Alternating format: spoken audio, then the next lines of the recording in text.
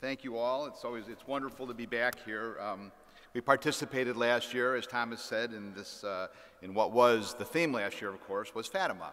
That was the Centennial anniversary, and what a year it was. It was an amazing time. I think we were anticipating it for a long time, the 100th anniversary of Fatima, 100 years since Our Lady appeared. And many, many things were going to happen. What was going to come out of this great time? You know, what I'd like to do, if we could, is start out with a prayer. And a prayer which is our mission statement. You all know the pardon prayer of Fatima. In the name of the Father, and of the Son, and of the Holy Spirit, amen. My God, I believe, I adore, I hope, and I love thee.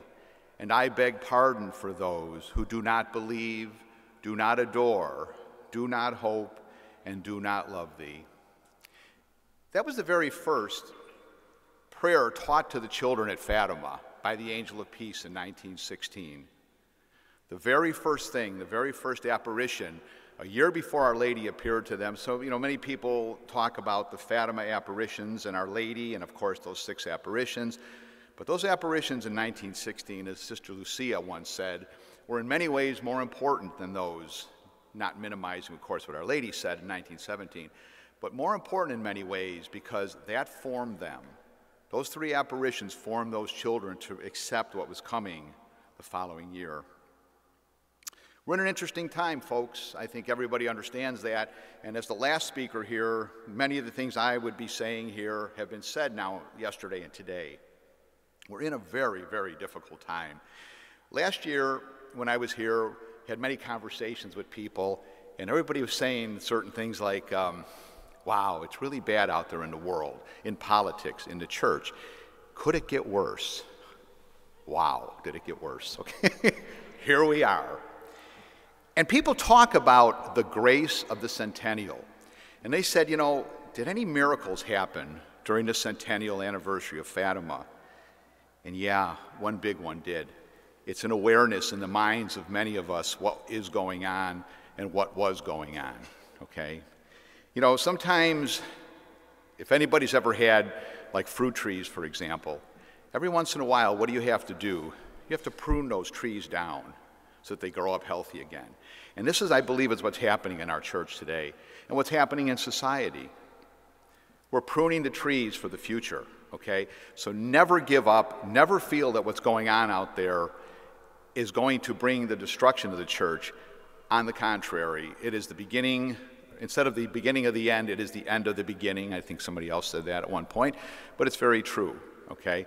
This is what's happening now. We are going to be rebuilding a church, but it's going to be done with the participation of lay apostolates, the people in the pews, the ones who are going to support their good cardinals, bishops, and priests, okay? Working with them. Yes, there's a lot of problem in the church today. There's no doubt about it. But when you think about it, we are the church, okay? And if those in the hierarchy who have made many mistakes, that's very obvious and being known more and more today, we have to be there to make them accountable and do the most important thing that we can do, and that is pray. Remember that. The Curé of Ars once said that there's no such thing as a bad priest, just one that has not been prayed for enough. Never forget that. We are an apostolate of prayer. Our job is to direct that grace, particularly the way Our Lady gave it at Fatima, and bring that to the people at all levels in the church, from the Holy Father down to the least person in a pew. Bring that grace so we become a holy people. That's what it's all about, okay? When Our Lady came at Fatima, you know, many people talk about things like the consecration of Russia. Was it done? Was it done properly? I don't argue that with anybody, because here's my point. You need to remember one thing. What did she say to the children? Are you willing to offer your lives to question everything that the people in the church do? No, no, no. She said, are you willing to offer your lives in prayer and reparation for the sins of people so that they will be saved? Our prayers and our reparation bring about the good actions that happen in the church. Make no mistake about it. They may be responsible, but we're equally as responsible. And that's what always has to be spoken of. We're here talking about the family. The family is in a shambles in this world, in this country. Of course it is. It's part of a broken society. You know, we had, during the Centennial year, many great things go on, as you well know. Of course, this beautiful Pilgrim Virgin statue, which I say is ours, it's in our custody. And has been now for 71 years in and out of our custody, but together, this is what our founder brought back in 1947 and began bringing the Fatima message to the world. This statue has been so many different places. That beautiful book in the back that Thomas McKenna wrote. Thomas, of course, was a custodian with the statue years ago, as are many. Of course, Tom is here, one of our present custodians. Larry was here yesterday. He left. These guys are doing just a tireless job, and throughout 2016 and 2017, when we embarked on the 2 years of the Fatima Centennial, we said we were going to do in the 100 weeks of the 2 years, we're going to visit 100 dioceses in 100 weeks between 2016 and 2017 in the Centennial. And we said, gee, I wonder if we can fill that schedule, 100 dioceses in 100 weeks. It's going to be a lot of work. And that beautiful motorhome that you see pictured up there, we got her and away she went. And the response was so strong that by the end of last year, we had visited not 100, but 140 dioceses. And with what we've been visiting this year now on monthly tours, we're at about 150 or 60. We're only 30 dioceses short of every diocese in the United States. That was the goal. She's visited all 50 states. So if there's grace in this world, I believe she had a lot to do with it. Okay. And by the way, the relics of Jacinta and Francisco are up here also. Thomas will point those out later. If you can venerate, you'd love to venerate those. The two child seers, the two innocent little children that we look to all the time, you know, they were like the last year, of course, they were canonized after 100 years. Now think about that. It took 100 years to canonize two little children who never wrote, never put anything out there in the media other than their accounts of what had happened in Fatima. And I always found that to be pretty amazing. But there's a reason for it. That was providential. We were given two advocates last year, two little advocates. And of course, we have a third one that's going to be coming eventually, Sister Lucia. And I think when you see everything that comes with Sister Lucia and her time, it's going to be quite amazing. But you know, we was talking earlier about being here last year and talking about how bad things were. And I always laugh at, of course, you see our beautiful shrine up there in the top left. You see there's an overhead view of our shrine and on our magazines, and that's our hotel in Fatima, Hotel Retreat Center, Domus Pachas. And I was thinking about how bad were things, and perhaps we have many, many events. And of course, I travel many places. We have many big ethnic events, and I won't say what the ethnicity was, but I recall one day, they brought me out afterwards because everybody cooks. We have a 150-acre shrine, and somebody brought me over to a table where there was some food, and I looked at it like I was alarmed, okay, you know, and there was a horrible smell coming off of it. But you know, I'm being polite, and I walk up, and somebody says, "Would you like some of this?" I say, "Oh, sure, I would," you know. So I get a plate of something that was. I said, "Could this taste as bad as it smells?" And in fact, it tasted worse. Okay.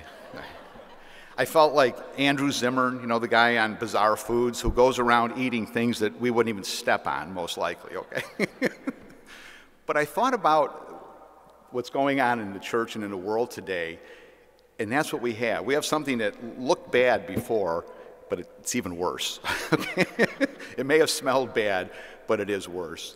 But this is the blessing. I'm sorry, I will say all along, we are blessed that that today we are seeing the things in the world, but it's a call to action. It's a call for us now to really, really join in with organizations. We're so happy to be part of working with organizations like Catholic Action and such, because we're all pulling the cart in the same direction, okay? Albeit a bit differently, certainly. We have our great events, we have our shrine. His Eminence, Cardinal Burke, was with us last August, and hopefully will be back next year for one of our large events. Many of the bishops on the East Coast do come every year. Bishop DiMarzio from Brooklyn, for one. Our bishop, Bishop Cecchio in the Metuchen Diocese, every year comes. at least once, and when he comes, he shakes every hand in the place. So if there's 2,500 people there, he shakes 2,500 hands. That's the way it is, you know. When His Eminence came, he's the one who led the Rosary procession. These are things that people love to see. It is an example. We have wonderful bishops and wonderful priests in this country. We need to support them. We really do. We need to support them so they will be even better. And if they know that support's there, they're going to have the courage to do the things they have to do to make the change that needs to be changed, that needs to be made, and to bring Catholic teaching out there in the world. Have you ever seen the demolition, a controlled demolition? It's become kind of a field in itself, you know. Certain charges are, a building is going to be taken down, and certain charges are laid around the foundation, and then boom, it's brought down. I was in Atlanta early last year, and I watched the Georgia Archives building come down. I said, wow, this is really neat. Of course, being an engineer, it's kind of a reverse thing, quite frankly. But watching that happen. And to take down a structure, what do? You take down the foundation. To take down the edifice of society, you must take down that foundation. And that foundation is the family. This is what we're dealing with today. That is why the attacks are so strong on families, on the Catholic Church, of course, but on the families where everything begins. You know, the very famous letter of Cardinal Caffarra from Sister Lucia that we've talked about has been spoken of in this conference as well as many times, and the statement that, you know, a time will come when the decisive battle between the kingdom of Christ and Satan will be over marriage and the family. Okay, that's true. I personally contend that the first battle in the Garden of Eden was between Satan and the family. You see, that's where the core of it lies. The devil has always known that there are differences, men and women, children and all, and it's rife for attack. Okay? The devil has always known that. God made them man and women, and man, did he make them different. We are different. Anybody who's married knows that. Your husband, your wife, we see things different. There was a book out there some years back, Men Are From Mars, Women Are From Venus. I forget the exact title. And it's so accurate. I mean, we can look at, my wife and I we're Chicagoans who are now living in New Jersey, and I'll never forget one day, we looked out the front window of our house, which is on the hillside in western Jersey in the Poconos. It's beautiful. And there were 3 deer just looking in the picture windows at us. And she picked up her phone and she texted something to a friend, and I just happened to be doing the same thing. I had the phone in my hand. And then we looked at each other's texts later on. Hers said Bambi. Mine said venison. Okay? You know? Men and women are different. We always have been, and thank God we are different, because it's that complementary nature that brings us together. It's a complementary nature that God imprinted on us that together makes, you know, you teach children. You know, how does a man learn to respect women? He watches how his father does it. How does a young lady learn how to act towards men? She watches her mother and her father, of course. And that's really what it's all about, you know. But we talk about this whole time, you know, about the final battle. Folks, I think we're very far away from the final battle of anything. We may be looking at the end of an era, and that's possible. I believe we're looking at a better time to come. But there's so many things that have to happen before. I remember late Father Groeschel, who, of course, we've been quoting him all weekend. Father Groeschel made a comment when asked, do you think the end of the world is coming soon? And his response, I don't know if Father John Anthony's still here, his response was, could we be so lucky? Okay, yeah, you know, we're not going to be that lucky. And Father John Hardin often spoke the same way. We have a lot to do. What about the conversion of the communist nations? Okay, sure. Yeah, the communists have, I guess, left Russia. They don't need to be there anymore. They spread communism all over the world. We're living under secular atheism, so really, in reality, mission accomplished, boys. You did a good job out there. You have poisoned the world sufficiently, okay? Look at China. 1/4 of the world's population lives in communist China, and despite this economic miracle that they talk about, freedom is at probably the lowest point it's been in a long time, and getting worse. The church is being persecuted, and I'm very much afraid that these accords that the Vatican has made there albeit probably with good intention, is really dangerous. I think you're seeing the faith that the patriotic church taking over from this faithful church of these people who spent how many years sitting in prisons and fought and died for the faith. Dear God, think about it. And you know, I think there's a little bit of naivete, an incredibly naive or maybe diabolical forces behind it. Certainly, we have this around. The world is far from converted, and I don't think that God's going to shut the light off at a certain point and say it's over now. He wants us to win souls. We have to continue doing it, first in our own homes and in our own countries, our world, but then beyond that, we have to do it out there with everybody, okay? That's what it's all about. Islam. I mean, think about Islam. Austin Rouge, you made that comment about speaking to the Muslim diplomats. Well, the United Nations is an interesting place. Archbishop Auza, I don't know if Austin is still here, but Archbishop Auza, who is the papal nuncio to the United Nations, is a regular visitor to our shrine in New Jersey. He comes every year. He is Filipino, a very big supporter of Fatima. He spoke and gave some beautiful talks on Fatima, actually. And we were invited there with another beautiful statue that we have, which is that we call the UN statue. The UN statue was actually in the prayer room in the United Nations back in the 50s with our founder, John Haffert, and with Monsignor Colgan back then when things were a bit different, let's say, in the United Nations. I don't know if it's ever been pro-Catholic or pro-Western, but it certainly was much more tolerant in those days. Well, on May 12th of last year, the day before the beginning of the Centennial anniversary, we were again back there with the statue, and thanks to Archbishop Auza who arranged it, and we had a meeting, or it was I don't know what you want to call it. He brought people. It wasn't in the chapel, but they don't have a chapel. It's a prayer room, they call it. But it was in a conference room. So we were there again. If there's ever a body in the world that needs Our Lady, it's United Nations, because it represents all the nations of the world, or at least so many of us, many of them. And it's become such an ungodly place. I know that you know, being there and fighting it like he does has got to be really something. But I've traveled around a lot. I've traveled a lot in the Muslim world, and I've always found people very much who are looking for something. There are people who are looking for God. They're doing it in an environment of intolerance, which does not really allow them to seek other religions and other things. But they have a great sense of, I would say, respect for the uniformity of religion. They're ripe for conversion. And Bishop Fulton Sheen often talked about that. I mean, it's going to be the conversion of the Muslims. It's going to come, if not in our lifetime, and it does seem far-fetched maybe by some standards today. But I'll be honest with you, I think you have to think about it. Our Lady appeared where? In Fatima. Our Lady appeared where else? Guadalupe. Do you realize that both of those towns are named after Muslim occupiers in the Iberian Peninsula? In Spain, Guadalupe in Spain, and in Fatima in Portugal. That's not a coincidence. Okay, Our Lady really is working with the Muslim people, and if that conversion happens, think of that. We'll double our numbers overnight.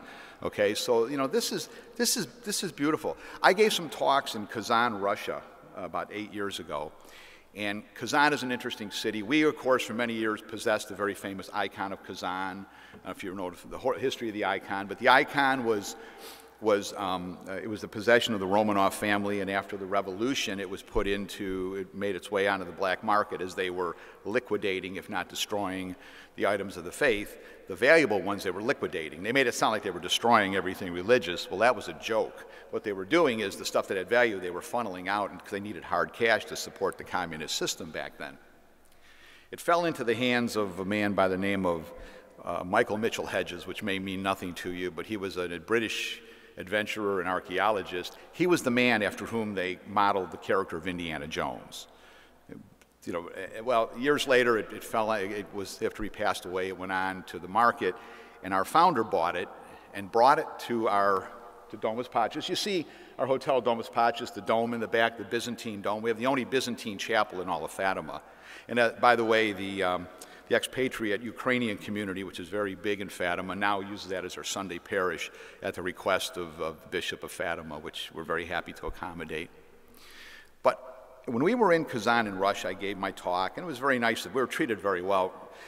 Kazan is about 50% Muslim, 50% Russian Orthodox, and then this one little Catholic church was built by the Muslim mayor. Nice political move, let me tell you, okay? Because there are many Poles and Western Ukrainians and Lithuanians and others who are Roman Catholic, and they wanted a church. So to make a long story short, we had a big ceremony, and we were on TV and all of that. And we were with the mayor of the city, and he, a Muslim, and he gave the most beautiful talk on Our Lady and how she appears in the Quran so many times. I mean, you can see her working here. We need to pray for that because that's a very important part of the conversion of the world. Because, you know, Fatima, we talked about, we put it in the context of the 20th century, okay, which was amazing, okay? Our Lady talk, was it during World War I, as we well know. And, you know, we talked about these dangerous things, you know, nations could be annihilated. Remember that one, you know? Russia would spread her error. These are all the catchphrases that came out of Fatima. Well, Russia did spread her errors. And that's why in 1945, after the atomic bomb, 2 years later, 1947, is when our apostolate began, when Monsignor Colgan, from his church in New Jersey, got up and called for a blue army of prayer, remember that, army of prayer, a blue army of prayer to counter the red army of atheistic communism. That's what it was all about, okay? He, together with John Hafford, who was the man with the plan. Monsignor Colgan was the priest and the spiritual core behind it. It was John Hafford who had that statue commissioned, who brought it down, who built that beautiful shrine after donating 150-acre beautiful piece of land in western New Jersey, which was his personal land, built the shrine, built Domus Pachis in Fatima from a piece of land across the street from the shrine that nobody wanted. Just so many things because they saw the need. When he visited with Sister Lucia and she spoke of the world, we talked about the family values and the holiness, because Fatima is about holiness. He asked Sister Lucia, he goes, Sister Lucia, what is the most important part of Fatima? The rose, or you know, what is the thing that Our Lady wants most from devotees to Fatima? The praying of the Rosary, right? She said, no, she wants holiness. You see, the Rosary, the scapular, these are methods by which we become holy, by consecrating ourselves, wearing the scapular, by praying the Rosary, by offering our daily duties. And that's why she helped him put together our Blue Army Pledge, which 20 to 25 million people around the world have signed, okay? Maybe this is why nations haven't been annihilated yet. This and the work of so many other good organizations that came from us or worked aside from us. You see, this is what God wants. We don't know. We'll never know this until, God willing, we make it to the other side. We make it to heaven, you know, if after about 10,000 years in purgatory for me, I guess. But we get there. I talk about purgatory. I was watching The World Over with Raymond Arroyo a few weeks ago, and Bishop Morlino from Madison, Wisconsin was on, and he was talking about, you know, reparation and purgatory, and Bishop Morlino said, well, he goes, I think when I get there, St. Peter's going to throw me the keys and just say, look, you're the last one out of here, so just lock up when you're done. Okay? I'm sure if I'm there, I'm going to have to be there a little later, okay? But if I make it there, that's what it's all about, folks. Let's get across that finish line, okay?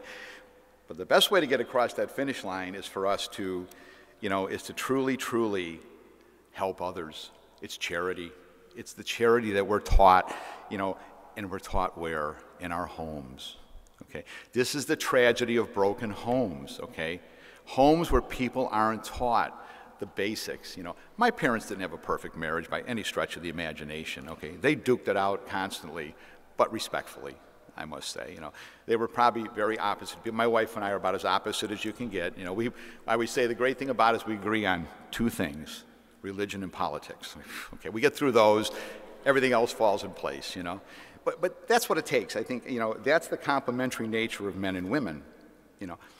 But think of the things that have happened now in this period. Think of the family, and think of something here that I always point to.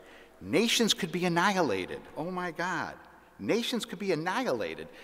1945 comes, the A-bomb. Nations can be annihilated. This is really true. And this could still happen. It really could happen. But ponder this, you know. Since 1973, 61 million people have been surgically murdered in the United States since the Roe versus Wade decision. 61 million. Something more staggering than that. Just look at this room here, okay? Since 1980, 1.5 billion abortions have been performed, okay? If you think of a world population of 7.5 billion, there are maybe 500 people in this room. If 100 of you are now taken out in another room and executed, wow, think about that. 20% of the population has been wiped out. And the most innocent 20%, okay?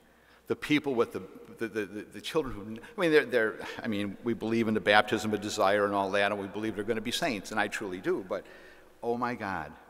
We worry about who's going to bring world peace. Who's going to cure cancer? I don't know. They might have been aborted. Who knows, you know? Who is the people who are going to do all these wonderful things? We've killed the future. I mean, and this is, we are, you know, even, and then look at contraception beyond that, okay? That even, I mean, birth rates have dropped 50% in the last 50 years or more. You know, we are annihilating ourselves, folks. This is what it comes down to. Nations are being annihilated. And, you know, this is what people have to wake up to. Actions have consequences. You know, the sexual revolution of the 60s and 70s entrenched in the hearts of people, that redefinition of sexual mores. You know, contraception and extramarital sexual activities went from being forbidden to being ignored to being tolerated, you know, through indifference. Our Lady spoke about it. The angel of peace spoke about indifference, you know, the sin of indifference, how horrible that is. And then it went on to being openly accepted and now institutionally ratified. I could never have imagined that gay marriage would have been something that was legalized in this country or anywhere 30 years ago. It was kind of out of the question, you know. You see, this incremental advancement and the acceptance of these things has blurred the realities that extramarital sexuality and contracepted sexual activities are in contrast with the laws of God and of His church. The purpose and goal of sexual activity has been redefined from primarily unitive and procreative to self-gratifying. You know, Gianconda Bella, she was an author in the, I believe in the 70s, the 60s, and so many others spoke about this beautiful revolution of sexuality and sensuality and how we were going to, you know, she had a quote here which I think really points out the position of that whole movement. Sexuality surrounds us like a dangerous aura, she said. The same reverence that is given to the spirit is not given to the flesh. We have had a sexual revolution, but that sexual revolution has only made sex more pervasive. It hasn't granted the level of reverence and respect that it should have. The level of reverence and respect that it should have. Think about that statement, you know. She, like so many of these other proponents of free love, never grasped reality that sex outside of a committed bond of marriage, avoiding the fullness of the act, deviates from natural law. Such action can never lead to complete satisfaction. Devoid of the intimacy of a committed relationship, the physical aspects of sex are incomplete. Pleasure is not happiness, and those who seek pleasure are often medicating against the shame of sin. And that's really what it comes down to. The counterculture activists and the advocates of open sexuality engaged in this campaign to redefine the nature of sexuality, the purpose of sexuality. You know, Christ gave us the sacraments for us. You know, original sin removed the divine gift of control over our lower self. Christ gave us the sacraments which strengthen us in our lifelong battle to avoid sin. We must avail ourselves of this gift as often as possible. You know, running this apostolate, for example, you know, if I wasn't a daily communicant, and I do miss daily here and there occasionally, my wife makes sure I know that if I missed, you know, but to miss Mass on a daily, I feel hungry. I really mean that. You become a daily communicant, and I get a feeling for maybe what it's like for those, perhaps even to get another understanding of what it's like for the damned, to have a hunger that I didn't get to communion today. You know, I didn't receive our Lord. The gift that's given to us, every church, most churches, as dysfunctional as the church is, we still have our daily masses and all of that. Think about that. Now think about if you had to starve like that eternally. That's the problem. See, that's the danger of this whole thing. We have to realize that we were given these great gifts and given rules by a church which for 2,000 years, really knew what was going on. I mean, I love when people say, well, what did this priest know about sex? What does this guy know? I think they know quite a bit. There's 2,000 years of accumulated history here, and I think there's quite a bit to know. They've seen societies build and fall very much based on morality. So it is a big thing.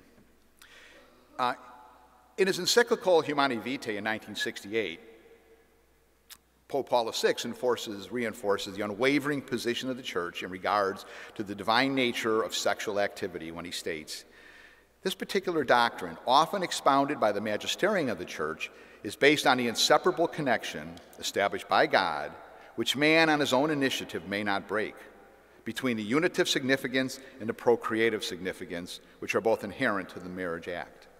You see, society cannot move away from the whole idea of the whole redefinition of marriage and sex and children and society and expect to be successful. The consequences over the 50 years in the United States, I mean, out of wedlock births make up, 40%, 45% of all births in the country and up to 75% in some ethnic groups. In 1961, only 5% of births were out of wedlock. Look what happened. Look at the crime rates. Look at everything that's going on politically and all. Is it any surprise that these things are happening? The whole idea, when Our Lady said Russia would spread her errors, the errors of morality or immorality are really the biggest thing that I think we need to remember. You talk of Bella Dodd, the famous American communist Bella Dodd. If you remember her book, School of Darkness, read that sometime, okay?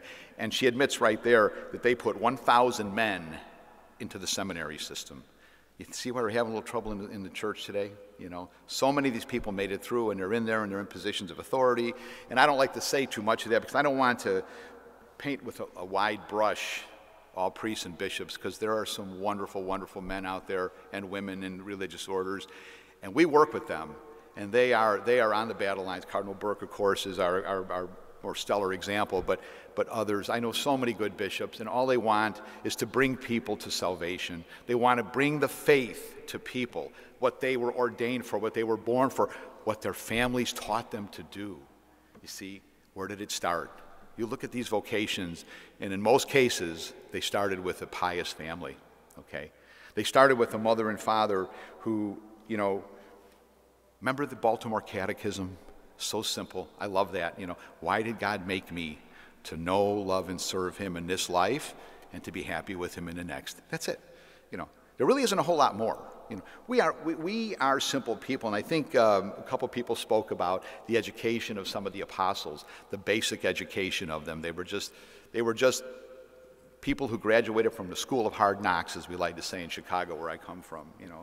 There was one of the apostles who was educated. That was Judas. So take that for yourself. Sometimes a little too much. There is an arrogance that comes with education. But today, we're living under this age. We're in an age of situation ethics, under that tyranny of relativism that Pope Benedict spoke of. Remember, and today the church and the family are being defined by society, as opposed to society being defined by the tenets of the faith. Okay, many lament the reality that we're drifting towards socialism. Austin Rose spoke so strongly about that, and others. This is where we're going, folks. Why? Because those who deviate from the voluntary bonds of submission to divine will gravitate to the involuntary bonds of servitude.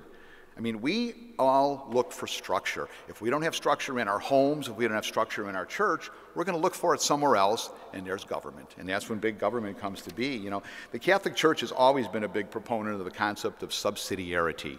What does subsidiarity say? That goods and services are best provided at the most local level possible, okay? This sure makes sense. You know what's best for your family. You know what's best for your neighbors, for your nieces, your nephews, your neighbors, and others. We watch each other. We help each other. We're tribal. We need that. But the smaller the group, the more you understand what's happening. Homeschooling children tend to come out with some of the best grades. Why? They're not even educated by, in many cases, the most knowledgeable teachers, their own parents, but they don't deal with a lot of the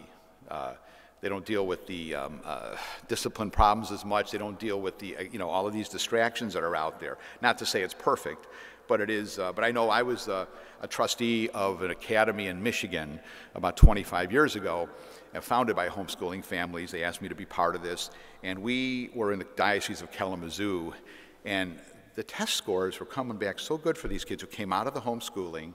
We formed this little academy, and Bishop Murray, who was the Bishop of Kalamazoo at the time, really took notice of it, and he came out and he endorsed us and helped us, and he said, you guys are setting a model here, and I really appreciate it, Again, a small little group. We have what we call prayer cells in our apostolate. That's where it starts. When you say cell, they think you're a terrorist nowadays. Come on, that was our term well before the evil people took it, Our little prayer cells become divisions, go out there, we change the world. We change the world every day by what we're doing, and it starts in the smallest groups, and it starts in the homes. Today, look at government. Dear God in heaven, the government, I think, government across the United States employs 22 million people. That's like 17% of the entire national workforce. Tell me that even with the best intentions, that a government bureaucrat is going to be able to know what's best for you and your community. It's ridiculous. It's not going to happen. Even with the best intentions. I'm not even saying, there was a U.S. politician that once said that it takes a village to raise a child. You ever hear that one, Well, that's somewhat true. The problem is it's a little village, And what this individual, what she didn't realize is that, the family is the most basic little village, the little unit, Your family members are the best villagers, right? I grew up in a family with only one sibling, my sister, but my mother comes from a family of 12 and my father from a family of 8, and I have a lot of cousins, okay? And we always had that extended kind of family thing. There was always, most everything we did had something to do with a member of the family. I'm seeing the 3 minutes up, right? I better get going because after 3 minutes, there's one that says, it's like, that's but at Fatima, the 3 shepherd children were asked if they're willing to offer their lives in prayer and reparation, And I think that's where we have to get back to the very basics, okay? We have so many things, 50% of marriages today end up in divorce. I don't know what percentage of religious vocations are aborted, people walking out. It's sad. Dorothy and I in Chicago, we were part of the marriage program at Holy Name Cathedral for a good number of years. And in the time, and we had some wonderful young people we met. We'd have them over to the house and we would review things. But 90% of them were cohabitating. 90%, So many people are starting out marriages on the wrong foot, okay? Many of them really wanted to try, and I think in many cases they probably did well. We don't know what the follow-up is. But the reality is, we look at the things in society, no-fault divorce, okay, is out there. I'm tired, I'm leaving, okay? I don't like my vocation anymore, I'm leaving. I'm going to walk away. No fault? What do you mean no fault? I remember, every once in a while something a teacher tells you stays with you, okay? And I remember when I took driver's ed, like 1,000 years ago, whatever it was, when he was talking about, somebody said, well, gee, what happens if you have an accident? And the teacher said, there's no such thing as an accident. Call it an incident, because there's always a cause. There's no such thing as no-fault accident, okay? Somewhere along the line, something or someone caused that accident to happen. We have to take fault. We have to understand that there is fault. Life is difficult, folks. It's never going to be easy. No one ever said that we're going to float through. That was thrown out in the Garden of Eden, okay? I'm sorry, like some guys like to say, maybe if Eve had cooked dinner that night, they wouldn't have been out in the garden looking for something to eat. But the reality is, it happened, and here we are today, okay? But we've added to it, okay? This is the ongoing plan. If you're fighting the good fight, you're going to be attacked, whether it be in the family, if it be in the schools, if it be in your work. My very dear friend, Father Andrew Apostoli, who passed away last year, such a good friend, and he would say, whenever I would talk to him about difficulties we were having, he would say, Dave, the devil doesn't shoot at decoys. And isn't he right? If you're doing right, you're going to be attacked, and know that you're doing the right thing if in fact you are attacked. See, our job is to build the city of God, as St. Augustine referred to it, which is opposed to the city of man. We live in the world, we're not to be of the world. We know that. Let's pray for the priests. Let's pray for our bishops, because where there's life, there is hope. And we go forward 2,000 years of church histories. Our families are hurting and are dysfunctional. because we imitate the society which is dysfunctional, and we make the society dysfunctional. This is not something that just happens separately. You know, well, when Moses bid farewell to the Israelites as they crossed the Jordan River into the Promised Land, you know, his final words to them were this, you know, love the Lord your God with your whole heart, your whole soul, and with all your might. And then our Lord took that statement and he said, and love your neighbor as yourself for the love of God. At Fatima, Our Lady asked the three children, are you willing to offer your lives in prayer and reparation for the conversion of sinners? Are you willing to show that love for these people? Because she showed them the vision of hell. She showed them that sinners were there, and she said, people are there because there's no one to pray and make reparation for them. And later she told Sister Lucia that more people go to hell for sins of the flesh than for anything else. Marriage, chastity, impurity, these are what we fight today, you know? I mean, do you think they would have given such a quick answer if they had not been formed? I got that cut line, I got to stop. If they had not been formed properly, 2 more minutes, okay? Only by restoring holy families can we expect to rebuild a holy church and a world. Because St. Paul said it, we're going to win. Our Lady said the Immaculate Heart, her heart would triumph. It's going to happen. We're here. Remember what the Baltimore Catechism said. Remember what the other speakers talked about, you know. We may be called to martyrdom someday. Remember the words of St. Augustine, you know. The times are bad, the times are difficult, but we are our times. Let us live well, and our times will be good. So I want to thank you for listening to me today. And if I could just point out a couple things we have in the back, the reason, this beautiful book, A Pathway Under the Gaze of Mary. If you want to look at Sister Lucia's life as she lived it, the years in the Carmel of Coimbra. I know Cardinal Burke spoke very highly of this book himself when he read it. This is Father Andrew Apostoli's last book that we published before he passed away, Fatima and the Triumph of Mary. We have that back there. This, of course, is Soul Magazine, which we've published for 70 years now, and it's been our benchmark publication. This here, yesterday afternoon, when we did the meditations on the Rosary, if you want to know a good way to meditate on the first Saturday on the Rosary, these 2 books, The Pathway and this one, are books published by the Sisters of Coimbra, where Sister Lucia lived those last 57 years of the 88 years that she lived after the apparitions. This is her Rosary meditation book. So if you want to practice the first Saturday devotion and you want to meditate like Sister Lucia did, here it is. It's got all the meditations for the decades of the Rosary. Most importantly, consider signing this pledge. Offer your lives for Our Lady, as Our Lady, to pray the Rosary, to live according to your state in life. You know, join our apostolate, become that, be part of this. If you don't join us, please do it anyway. Many of you already do. Consider very much signing this pledge, and thank you.